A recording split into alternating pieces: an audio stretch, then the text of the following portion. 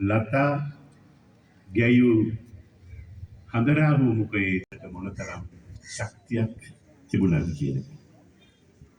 තවද චිත්‍රපට ගණන अगरद गुरुතුමන්ලා ප්‍රමුඛ කතෝලික ක්‍රිස්තියානි හින්දු සමුදාවකටම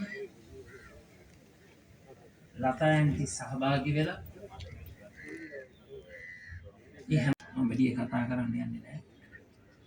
නන්ද කුමාර දිසානායක මැතිතුමන්ගේ ශෝක පණිවිඩය ඉදිරිපත් කරමින් අමරසූරිය මැතිණියට දැන් සමුගත් අද අප හදවත් තුළ සදා අමරණීයයි. ඔබට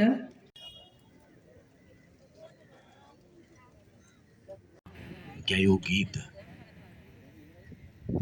සාමාන්‍යයෙන්